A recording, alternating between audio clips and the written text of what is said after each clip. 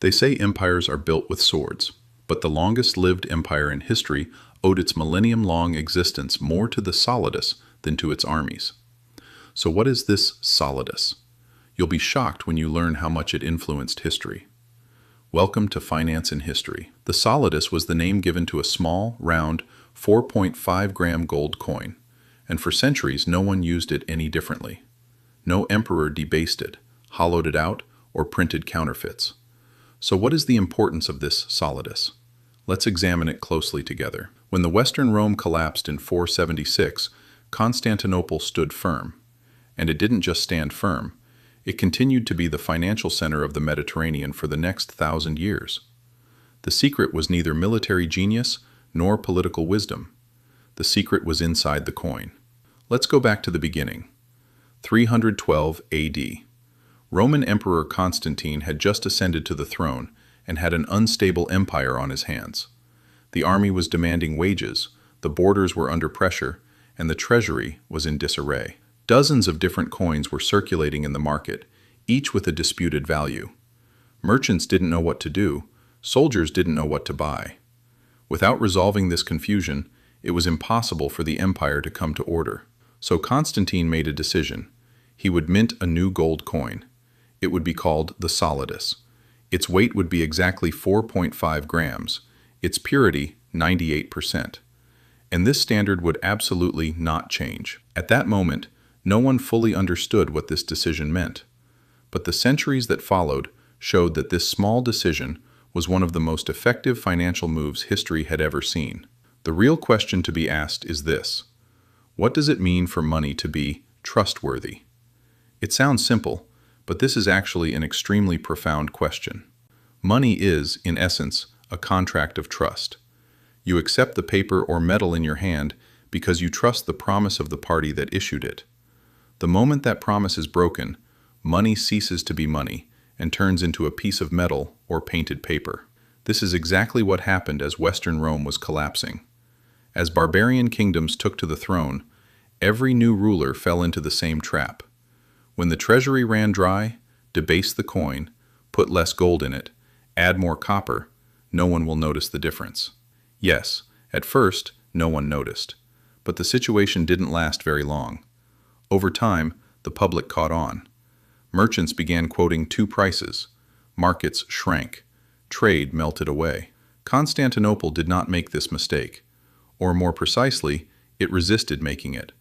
And this resistance had a cost: tolerating short-term hardships for the sake of long-term trust. So how did Byzantium manage this? To preserve the purity of the coin, you first need the revenue to fill that coin. So where did this revenue come from? From its geography, of course. Constantinople was located at the world's most strategic crossroads. It was the western end of the Silk Road.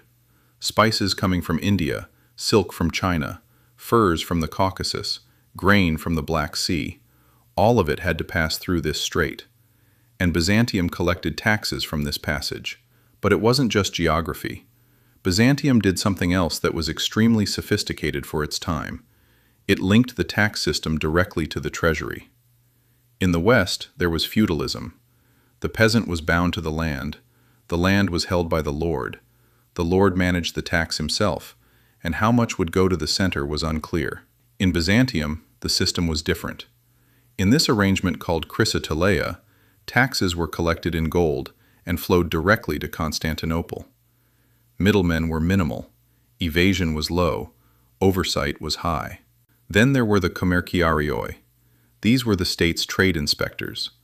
They were present at every major marketplace, every port, every border crossing. A 10% tax on imports and exports. But they were not just collectors. They were also intelligence agents. Through this network, Constantinople understood what was changing where in the world. It tracked price fluctuations. Before a famine began somewhere, the palace already knew. The system ran like clockwork. Taxes flowed, the treasury filled. When the treasury was full, there was no need to touch the Solidus. When the Solidus was left untouched, merchants had trust.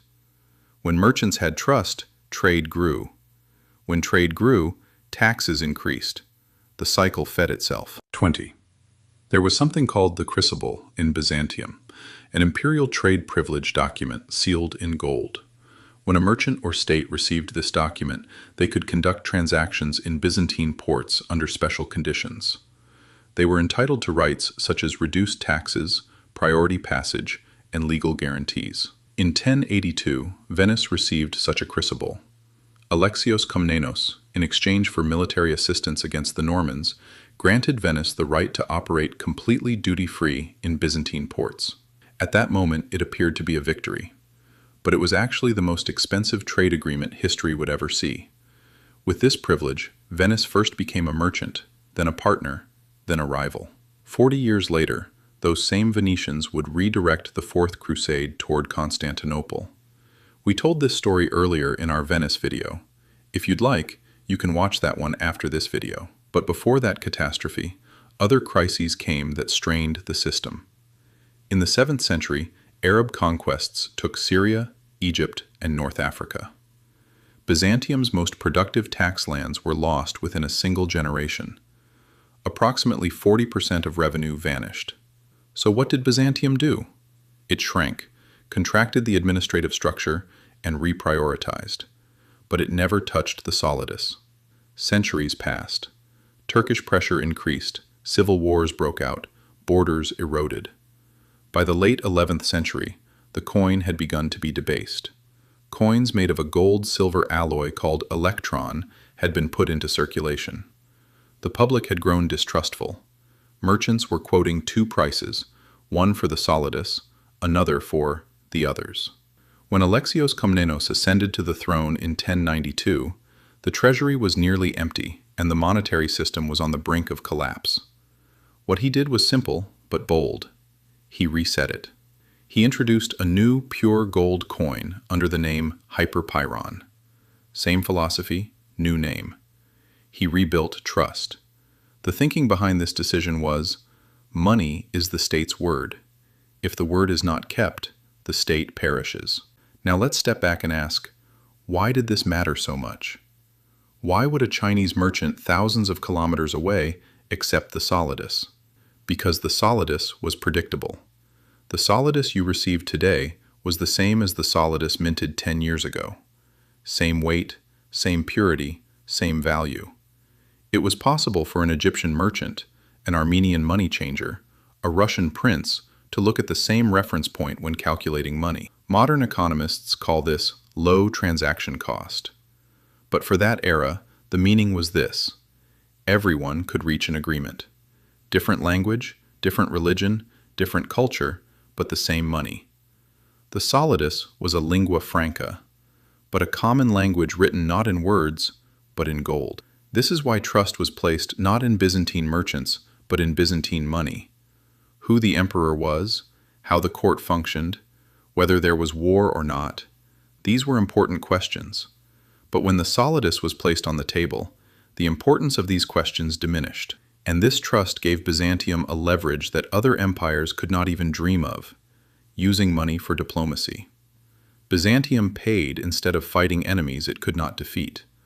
Barbarian leaders were bribed, neighboring dynasties were turned into allies with gold, and dangerous rivals were set against each other. Western historians sometimes called this Byzantine cowardice, but it was actually an extremely rational calculation.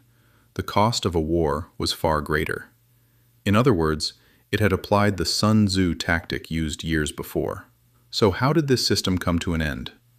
1204, the Fourth Crusade. Constantinople was burned, destroyed, plundered. The altar of Hagia Sophia was dismantled, libraries were set on fire, palaces were looted, and the treasury was already empty. The last Byzantine bureaucrats had closed the ledgers before fleeing. If you're curious about how this empire stayed on its feet and shaped world trade, I recommend you watch the second part.